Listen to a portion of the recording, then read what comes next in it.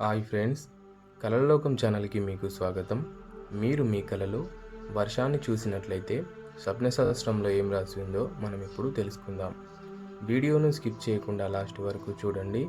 అంతకంటే ముందు మీకు చిన్న రిక్వెస్ట్, మీరు ఇంకా మా ఛానల్ని సబ్స్క్రైబ్ చేయకపోతే దయచేసి ఇప్పుడే సబ్స్క్రైబ్ చేసుకోండి.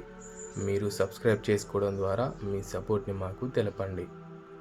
మీరు మీ కలలో వర్షాన్ని చూసినట్లయితే ఇది ఒక మంచి కళ అని చెప్పవచ్చు. కొన్ని సందర్భాల్లో వర్షం కనిపిస్తే అంత మంచి కళ కాదు అని చెప్పవచ్చు. మీ కలలో వర్షాన్ని కనిపిస్తే అంటే ఒకే రకంగా మంచిగా వర్షం పడుతుంటే ఇది ఒక మంచి కళ అని చెప్పవచ్చు. ఇలాంటి కళ వచ్చిన వారికి రాబోయే రోజుల్లో ధనలాభం కలుగుతుంది. మీరు చేసే బిజినెస్ల్లో అధిక లాభాలు పొందుతారు. అలాగే మీరు రాబోయే రోజుల్లో కొత్త పనులు ప్రారంభిస్తే వాటిలో విజయాలు సాధిస్తారు.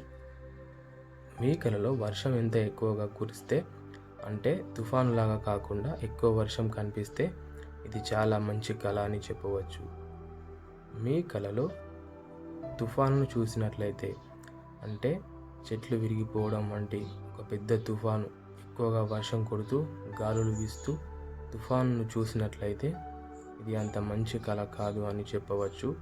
రాబోయే రోజుల్లో ఏదైనా విషయం పట్ల బాధపడతారు లేదా ఎవరితో అయినా గొడవలు జరిగే అవకాశాలు ఉన్నాయి. అందువల్ల కొన్ని రోజులు మీరు జాగ్రత్త వహించాలి అని ఈ కళ యొక్క అర్థము. మీరు మీ కళలో వర్షంలో తడుస్తున్నట్టు కళ వచ్చినట్లయితే ఇది కూడా ఒక మంచి కళ అని చెప్పవచ్చు.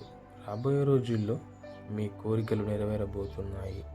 దీనివల్ల మీకు లాభం జరుగుతుంది అని చెప్పవచ్చు.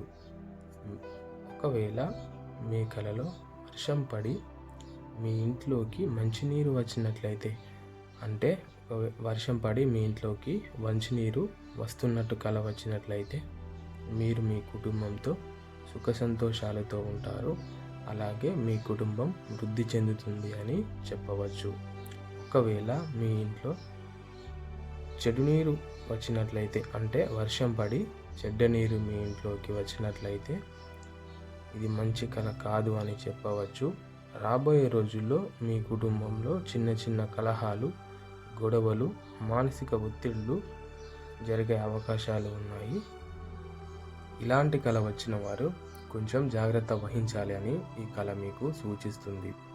అలాగే మీ కళలో ఒక పెద్ద వర్షం వల్ల మీ ఇల్లు కూలినట్టు కనిపిస్తే అంటే ఏదైనా ఒక పెద్ద వర్షం పడి మీ ఇల్లు కూలిపోయినట్లు వస్తే ఇది అంత మంచి కళ కాదని చెప్పవచ్చు. ఏదైనా నష్టాలు వచ్చే అవకాశాలు ఉన్నాయి. అంటే మీరు చేసే పనుల్లో కొంచెం జాగ్రత్త వహించాలి. ఇలాంటి మరిన్ని కళల సమాచారాల కోసం మా ఛానల్ని ఇప్పుడే సబ్స్క్రైబ్ చేసుకుని మీ కళల యొక్క అర్థాలను తెలుసుకోండి. మళ్ళీ వీడియోలో కలుద్దాం.